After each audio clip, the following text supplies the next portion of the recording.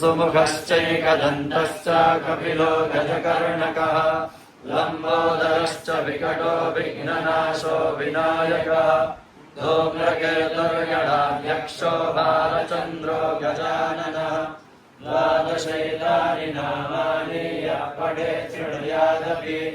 विद्यारम्भे विवाहे च प्रवेशे निर्गमे तथा सङ्ग्रामे सङ्कटे चैव विघ्नस्तस्य न जायते शुक्लाम्बरधरम् देवम् शशिवर्णम् चतुर्भुजम् प्रसन्नवदनम् ध्यायेत् सर्वविघ्नोपशान्तये अभीप्सितार्थसिद्ध्यर्थम् पूजितो यः सुरासुरैः सर्वविघ्नहरस्तस्मै गणाधिपतये नमः सर्वमङ्गलमाङ्गल्ये शिवे सर्वार्थसाधिके शरण्ये त्र्यम्बके गौरी नारायणि नमोऽस्तुते सर्वदा सर्वकार्येषु नास्ति तेषाम् अमङ्गलम् येषाम् हृदयस्थो भगवान् मङ्गलाय तनोहरे तदेव लग्नम् सूर्यम् तदेव ताराबलम् चन्द्रबलम् तदेव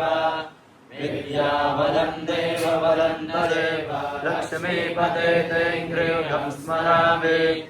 लाभस्तेषाम् जयस्तेषाम् कुतस्तेषाम् पराजयः येषामिन्द्रिवरस्यामो हृदयस्थो जनार्दनः यत्र योगेश्वरः कृष्णो यत्र पार्थो धनुर्धरः तत्र श्रीर्विजयो भूतिर्ध्रुवानेतिर्मतिर्मम अनन्याश्चिन्तयन्तो मां ये जनाः पर्युपासते तेषाम् नित्याभियुक्तानां योगक्षेमम् वहाम्यहम् स्मृते सकलकल्याणम् भाजनम् यत्र जायते पुरुषन्तमजम् नित्यम् व्रजामि शरणम् हरिम् सर्वेष्वारम्भकार्येषु त्रयस्त्रिभुवनेश्वराः देवादिशन्तु नः सिद्धिम् ब्रह्मेशा न जनार्दनाः विश्वेशम् माधवम् दुण्डिम् दण्डपाणिम् च भैरवम् वन्दे काशीम् गुहाम् गङ्गाम् भवानीम् मणिकर्णिकाम् वक्रतुण्डमहाकाय सूर्यकोटिसमप्रभा निर्विघ्नं कुरु मे देव सर्वकार्येषु सर्वदा विनायकं गुरुं बालं ब्रह्मा विष्णुमहेश्वरान् सरस्वतीं प्रणम्यादौ सर्वकार्येषु सिद्धये